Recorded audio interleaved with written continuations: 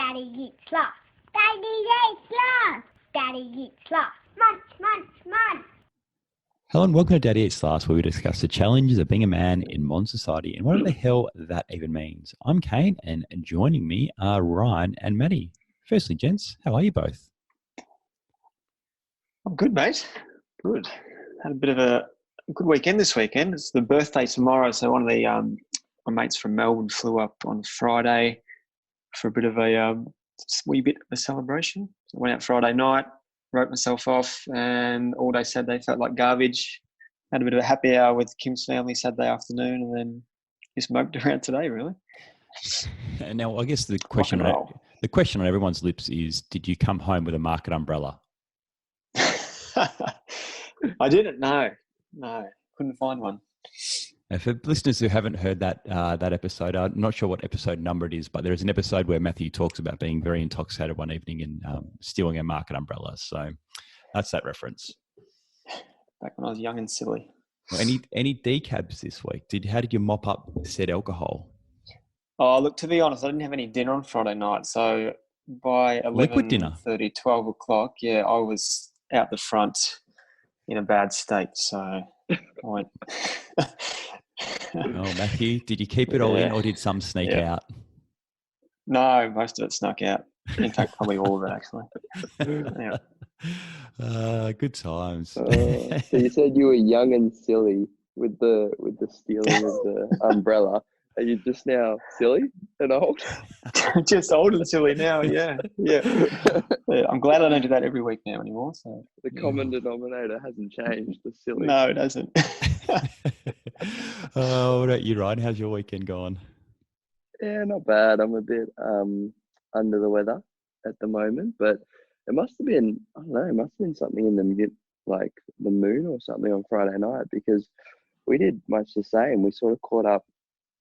We became those people that move overseas only to go out with a bunch of Australians. So Friday we caught up with a bunch of Australians and played some mini golf, and we were supposed to just be like burgers and mini golf, and then 1:45 in the morning, all six of us were with thorough Australian accents in McDonald's ordering food. Wow. Having just stumbled across this little cocktail bar at like 9:30 and danced away for the next 4 hours and several espresso martinis. So, but other than that, pretty relaxed. Moved into the new apartment here and out of the Airbnb and properly becoming a Londoner, as they say. Well, obviously your experience of being in Australia and London and going to a cocktail bar and drinking espresso martinis is a bit different to when I went to London for a little bit and just ended up drinking snake bites at the Walkabout. Yes, quite different than the Walkabout. For those who don't know, that's a very Australian pub over here. We met a bunch of British people, but we were still a group of 6 Australians, and as we drank some more beers, our accents seemed to amplify, I would say. So we ended up attracting a lot of interested people as to why the hell we would move from sunny, beach-filled, beautiful Australia to cold, shitty, wet London. But then we ask, have you ever flown 25 hours to get to Europe? And when they go no, we turn around and go, that's a big reason. Well, you both had me beat. I was in bed by 9:30, I think, on Friday night and Saturday night. But we are under the weather, and being sick. We're talking about illness tonight, and more specifically the coronavirus, or even more precisely, what's coined COVID-19. I guess a bit of background. Coronaviruses are a common virus that most people get sometime in their life and cause upper-respiratory illnesses, things like the bugs which cause runny noses, cough, sore throats, and fever. Some are mild, such as a common cold, while others are more likely to lead to pneumonia. The one which is currently sweeping the world is what we're going to talk about tonight, and was originally labelled the novel coronavirus as it had never been seen before, and therefore there's no immunisation, nor is there any drug-related treatment of it at the moment. As at the 29th of February 2020, there have been 85,000 cases diagnosed around the world and basically 2,921 deaths. with around 80,000 and 2,840 of those being in China. Governments around the world are starting to take this more seriously, including ScoMo instituting a pandemic procedure here in Australia. The question is, boys, how's it affecting both of you? Is it affecting both of you? Well, I'm hoping that I don't have it, but like, That's a good start. yeah, because I've got I have a cold at the moment, and you do psychologically think, shit, when you sneeze, oh, people are just going to be like, he's got coronavirus. But I'm pretty I'm very confident that I don't have it, so that's good. There's only a handful of confirmed cases here in the UK, and they are not in London, so that's good. How's it affecting me? Well, one, quite a bit, because I work in healthcare, so it's all consuming on a number of fronts. I was talking to our head of public health back in Australia. Her life's just consumed by it at the moment. Two, I don't look at my stock portfolio right now because everybody's gone nuts and the markets have tanked. But the main reason that it's affected me is, so we were off to Milan in 2 weeks for a 3-day weekend. We are now no longer going to Milan thanks to this stupid virus, which I'm not happy about, but my much more sensible, better half, I was quite happy to go, but then she reminded me that how it's probably not going to look very well having to call work on the following Monday going, I'm quarantined in Italy for 2 weeks because I was stupid enough to get on a plane to an area that has coronavirus. So that's because the frustration, annoyance. Italy's quite a affected hub at the moment, especially in northern Italy. I know they've been playing some fairly significant soccer matches behind closed doors there. So they're still playing the soccer matches, but there's no crowd. They've basically cut back on people congregating out in public and church services and things like that. So, yeah, Italy's certainly been quite badly affected. And yeah, knew you were scheduled to go to Milan, and probably a wise move in actually, given it is Italy, cutting that back. Yeah, I mean, the virus hasn't hit Milan specifically yet, but it has hit just south of Milan. And I think Italy is, outside of China, actually the country that's got the fastest growing amount of cases. So, yeah, we'll kind of wait a little while before indulging in a bunch of pizza and pasta. But it seems like obviously it's a topic worldwide. Like every news article, every piece of media that you see has something around coronavirus. Yeah, absolutely. What about you, Maddie? Has there been anything which has been, I guess, front of mind with you? Is there any way you've been affected at the moment, or is it still kind of a hypothetical? I know you like to frequent the beauty salons of the Gold Coast. There was obviously a practitioner in one of those who was diagnosed over the weekend. How do your back, sack, and crack go?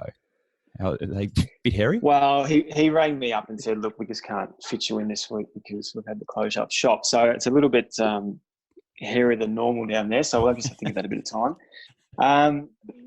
In terms of affecting me directly, apart from that, it hasn't really. But we do have some family members, being Kim's mum and dad, who are due to go to Europe for a couple of months in mid-April. So, and whilst, like Ryan said, the UK, I don't think is too bad, but Italy is one place, but they're not going to Italy. So they're more doing Spain and sort of UK and maybe some Germany as well. And her dad is 73, so he's of an age where, so we're sort of talking to them about that, the pros and cons and all that kind of stuff. So not affecting me directly, but that's the sort of topic conversation our family's having at the moment. At one point, were you going to Japan or planning on going to Japan at some point this year? Yeah, we were thinking of going in June, but we decided not to, but not related to the coronavirus. We just happened to decide not to go, which turns out lucky we didn't book. But this time last year, I was off to the Great Wall, so that would have been cancelled. And I mean, later this year, the Olympics as well in Japan. So, oh yeah, who knows what's going to happen there? Well, they're talking about them being cancelled, not even postponed. They just would potentially be straight up cancelled if things don't clear up. If it stays as it is, I think the last thing I'd read is they'll simply cancel them. It's not worth the risk. Wow. I think they've done that in That's history. There's been monstrous. 1 or 2 times in history they've cancelled it for whatever reasons. But I just wanted to ask, Ryan, did you have any travel insurance with your trip to Milan? Did you cancel, or did you just forfeit the cash, or are they giving you any money back, or what's the? So we had the booking with booking.com, which was still in the cancellation period where we could get like 75% back. So we've done that. We're talking with them about the 25%. Our flights were with Ryanair, and I think they were £19 each return. So under $40. So I'm genuinely just weighing up going, I think I'll write that off rather than dealing with the headache of insurance and administrative people. So thankfully, we're not too bad. We do have the insurance, but it's just weighing up as to whether it's even worth it for that sort of thing. That makes some sense. But I mean, obviously, if your parents are going to change, that is a very different thing. And I know that talking with our old PA in Australia, she's obviously still there, she had a trip going to China in April, and they're very much going through that process because it was all paid for and stuff. Because obviously they're not planning to go to China in April now. I'll just take a sideways step before we go forward here. So it's £19 to fly from London to Milan. That is correct. That is return, not one way. How much is your Sunday roast? More than that. Oh no, actually, Sunday roast is between 14 to 18 pounds. So it costs you about the same to fly to Milan and back as it does to get a roast. Yeah, my yeah, basically. Okay, that's my aside. So going forward, I mean that is with Ryanair. So you're flying with a backpack and hoping that you don't get delayed for a day. You probably get a Ryan. You probably get a Ryan discount on Ryanair, being a Ryan. So no, I do kind of like flying on my own airline, but wish they were a bit better. But yeah, no, if you get it's not uncommon to be able to sneak deals for £20 return somewhere.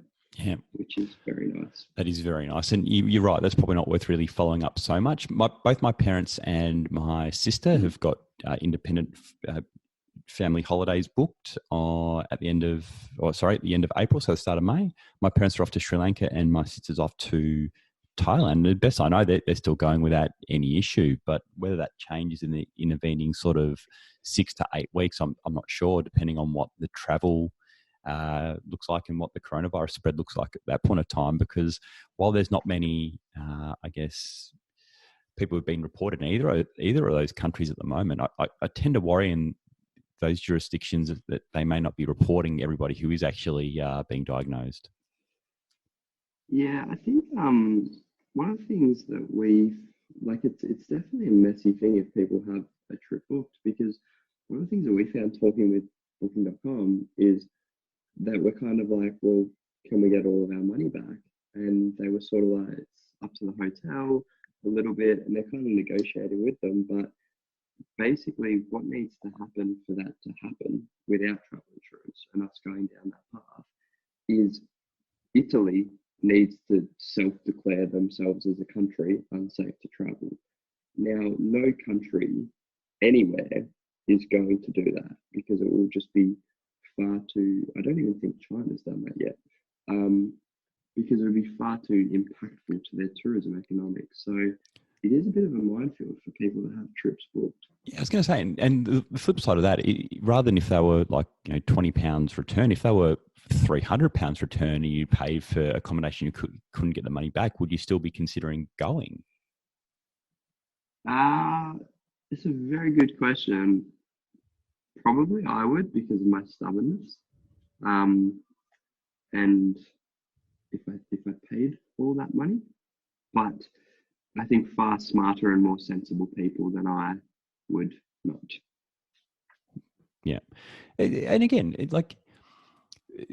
everything which I read a lot of it, and I don't know, it's more for the information, I guess, some of the science behind the coronavirus and the spread and how that sort of looks like. I'm on Twitter a lot, and this sort of stuff doesn't seem to turn up on Instagram, but it seems to be on Twitter a lot. So basically everything trending is always coronavirus this, and it'll be a map, and it'll be, it's particular demographics of people who are more susceptible to it. And a lot of people who are getting it are actually getting a really mild case, just like you've got a cold. But if you're in the sort of danger demographic, it's deadly. So depending on your appetite for risk and wanting to be in quarantine for a couple of weeks, which, sometimes quarantine sounds like it'd be a nice break from the world. It's you might be okay just with some general precautions and not doing silly stuff like, I guess what Maddie you done on Friday.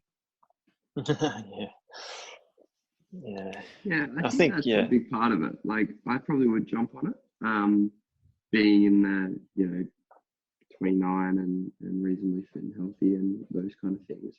However, if I was, say, 69 with respiratory problems, definitely not. So, but then you do have that risk of just, there's almost that being sensible piece as well to go, maybe I shouldn't travel, because even if I do catch it and it's probably not going to affect me, the worst thing is you then become a carrier of it, and then it spreads more. And that's probably part of the biggest reason that it's blown out for the problem that it is it's actually a lot of healthy people that are traveling that are carrying it, and then it just spreads.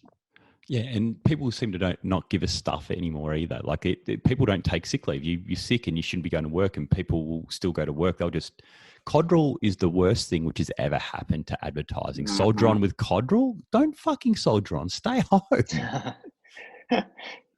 I think I've got this cold from I'll say person, rather than go gender or anything like that, but a person who was literally soldier oning at work, coughing near the printer, sounded like death, and they work in HR, and I was just like, literally that afternoon feeling something in my throat going, HR people should know better. They definitely should. And on that, is this whole coronavirus thing changing the way you're interacting with other people as well? If you hear somebody cough on the tube or, on the street, are you kind of like, oh, is that a coronavirus thing? Is the way you're interacting with people, has that changed since this has kind of become a trigger issue in the last couple of weeks? I think so. Like, London's such a transient city that, like, there's plenty of people now on the tube with face masks and all this sort of, just like the surgical ones or the Bane ones from Batman. Nah, just the surgical ones. Have you noticed, Ryan, over there? Because Kim was at the shops the other day and she said all the hand sanitizer was off the shelf. And I read some articles today that different places around Australia, supermarket shelves were emptying of toilet paper, tin cans of food. Are you seeing any of that in your local Tesco's or anything? Yeah, there's certainly, I was reading something around that as well, that there's like supposedly an incoming shortage of hand sanitizers at the moment. But I notice it because we have them at work all around the office, and I don't think I've ever seen an office be so clean with people just regularly using them. Yeah, my so wife said certainly behaviour change. Yeah, my wife said germaphobe at the best of times, and this is like kind of not standing over the edge, but like our little fella's he's had a sniffle the last week or so, and it's been on and off, and I think it's allergy related, to be honest, because he's really hypoallergenic to dust. But the moment he gets a sniffle, it's like hand sanitizer city. So the whole coronavirus thing, I can imagine that we'll pretty much live in a bubble at some point. Has it filtered down, Maddie, to childcare or school with the kids up there yet? Has there been any communication around childcare or at kinder or at primary school? Yeah, definitely. Definitely, I'm getting emails weekly. Anytime a government update is put out, the daycare also sends an email out to all the mums and dads, just sort of reiterating that update from the government. So they're very on the front foot, getting information out, and just also ensuring that the parents, what they can do to sort of minimise risk, I guess, in terms of sanitising and keeping your kid home if you suspect anything and stuff like that. So, yeah, the education systems, I think, doing all they can. I think it's a really good lesson for kids out there as well. Like when something like this happens, the adults get a little bit more serious about, hand sanitizing and making sure like germs are looked after and things like that. Because often we can be a little bit lax about these sort of things. So it's good that kids sort of see this sort of thing. I guess on the whole school thing, Ryan, as our foreign correspondent, I read earlier that the royal family being affected by coronavirus is the kids at Prince George and Prince Charlotte School are being asked to self-isolate some of the kids who've maybe been exposed to it. That's news to me. I'm not a very good foreign correspondent when it comes to the royals, except for the fact that I'm now watching The Crown on Netflix to I'm learning about all these scandals that have happened for ages. But if it affects the royal family over here, suddenly everyone does take it a lot more seriously. I have noticed they had like half term here last week, which is where the kids get a week off.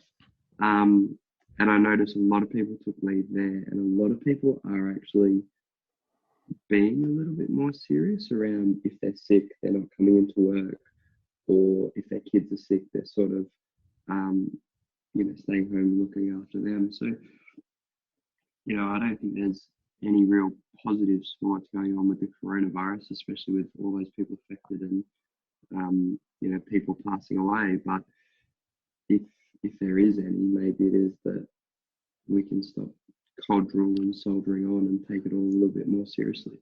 Yeah, the other thing which I saw today on Twitter, which kind of blew my mind, was NASA had actually taken photos of China before, like sort of, let's call it November 2019 and late February 2020. They'd taken satellite images of nitrous oxide, so carbon emissions over China, and it was like, in November, it was like a Christmas tree. It was all lit up, fluorescent yellow, like that much with regards to emissions. February 2020, because most of industrial China has been shut down, it was completely clear. So you're kidding. So the fact that China's been shut down due to illness has actually improved some of the the inputs into climate change, which is just insane to think about how much. And that obviously underpins what's happened in the financial markets as well. The share markets dropped 15%, 20% because China is such a big part of the global economy. Well, the pro-sustainability person in me really hopes that gets noticed. And maybe something changes with China, because the other thing is, you got to think, like, all these respiratory problems that, and I have an element of asthma, and plenty of allergy stuff, so I fit into that. But you got to wonder how much of it's actually derived by air pollution, especially in a place like China, having been there and sort of lived there for a short term myself. It's when something like this happens, it is significantly amplified because of respiratory problems there, as opposed to maybe if they didn't have all those emissions and problems, it probably wouldn't be as big of a piece as it is now. Yeah, no, agreed. And are you stockpiling food yet, boys, or are you going to stockpile food? Like you might have been quarantined for 2 weeks. They're saying, like, you just buy a little bit here, buy a little bit there. If you're on prescription medication, maybe stock up a month in case you do have to withdraw from society at some point. Are you worried about this sort of stuff at all? I'm going shopping tomorrow to do the grocery shopping, so I'll see what's there on the shelves. But I probably would stock up with a few little necessary items. I can guarantee you, if the 12s are $1, you'll stock up on 2 months worth of them. I won't worry about toilet paper. As long as I got 12s, I'll be fine. Absolutely. You, Ryan? No, not yet. But after this, maybe I will. Well, if you're in Australia, apparently the lobsters, if you were back in Australia, apparently the lobsters are cheaper, and Corona beer has actually had sales drop because of people in America linking the two. I'm not sure if I should be surprised by that, but Corona beer sales have dropped due to Americans linking Corona beer with coronavirus. I've got to say, on a much lighter part on this serious topic, one of the best things I saw was when it was early on and Batuta Advocate came out saying that we can confirm case one was Dominic Toretto from Fast and the Furious drinking a Corona beer and then travelling all over the world whilst he did all the escapades. Oh, dearie me.